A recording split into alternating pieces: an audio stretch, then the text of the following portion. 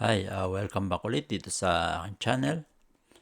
So sa video na to, pag-usapan naman natin ang pag-create ng block.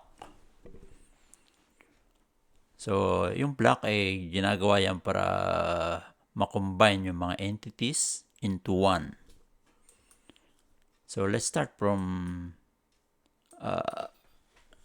creating one block. So gagawin natin to. Papangalan natin sa kanya ay x1. So the command is block. So let's name this x1. So here, base point. So we will pick up base point. So it's up to you. Pwedeng sa gitna, pwedeng sa tabi, anywhere. So let's take the midpoint. Then objects, of course, we will select the object. Select object. So in this block, we will try this option. There are options: retain, convert to block, and delete. So let's try retain. So it means when you click this retain, it means the lines that you selected will remain as is. It will not convert into block. So okay. So you will notice that this is still not a block. So in order to take that block, we have to insert. So type dd insert. Then so yung block natin ay nasa ating file. So ito ay nandito sa mga list dito. So makikita niyo dito ang x1. So ito yung ating na-create na block. So just click x1, then okay. So ito yung ginawa nating block by choosing the option retain. So yung original na entities ay na-retain as is. So let's create block x2. So block. So this time let's name this x2 and base point anywhere. Then we will try this option, convert to block. So it means this entity will be converted into block. So select object and yeah, convert to block, then okay. So this one, this x2 is now a block. So you don't need to insert or use the dd insert to take that block because it's already this.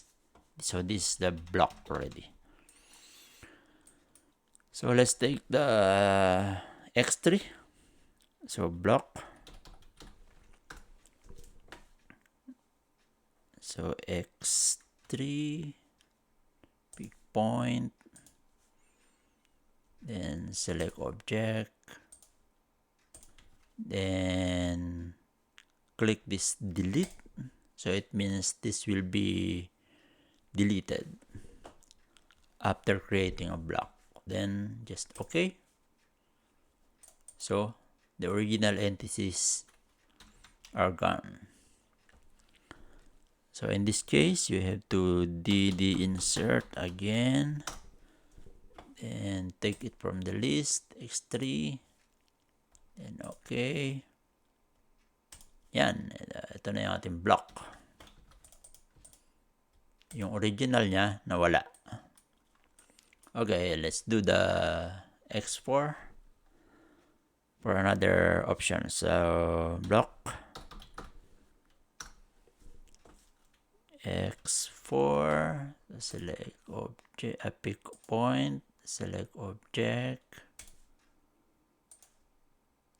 This time let's convert it to block, but we will try this option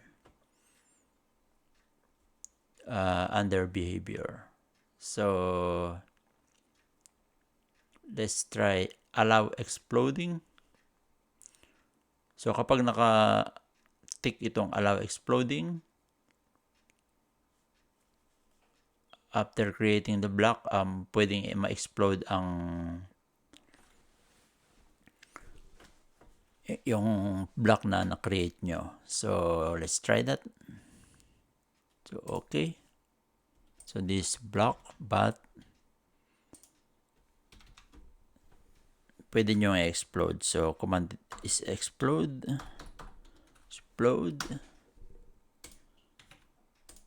Ayan. Na-explode siya.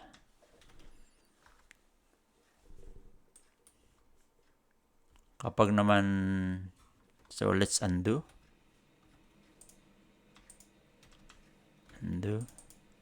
So balik tayo sa block.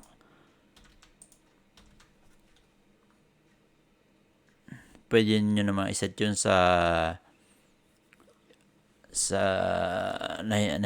na hindi po pwedeng i-block. So punta lang tayo sa block. Let's say you don't want to explode that. So just choose the X4, this block, and untick this. Then you have to redefine the block. So once you redefine, may maglalabas na isang block dyan.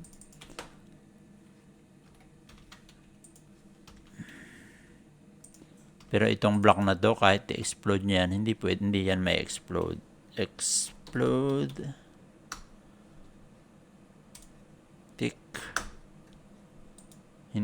Hindi siya may explode. Dahil naset nyo sa doon sa setting na yon, yung allow exploding. Then let's do the X5. So balik ulit sa block.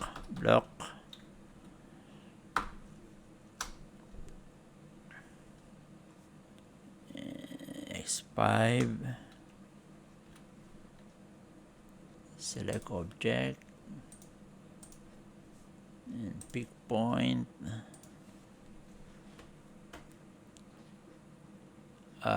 Ito namang scale uniformity. Para naman sa scaling naman yan. So just okay. Then I will show you. So kapag nakatik yung block na yon, so kapag nakatik yan, dito na makikita ang resulta dito. 1. So hindi na naka-highlight yung X and Y. Y and Z. So kapag pinalitan nyo ito ng 2, let's say you want to scale it by 2, yung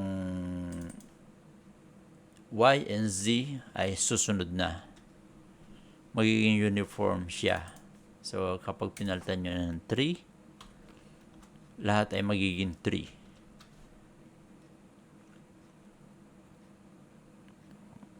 Kapag naman isinet nyo yun so let's go to block.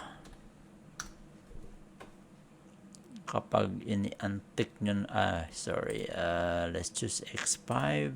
Then kapag ini-untick nyo naman yan, then okay, then redefine.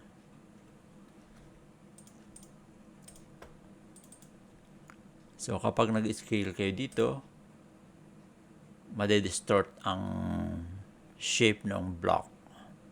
Let's say 2 sa X. Lalapad lang siya. Kasi hindi siya uniform scaling. Hindi magbabago yung Y and Z. So in order to make it all the same, kailangan nyo palitan lahat yan. Pero kung minsan may advantage yan kasi minsan pwede tayong magdaya. Pwede nyo gawing pwede nyo i-adjust yung X or Y para makuha yung different shape. Yun ang ating mga options sa block. So hanggang dito na lang ulit, and until next video. Thank you.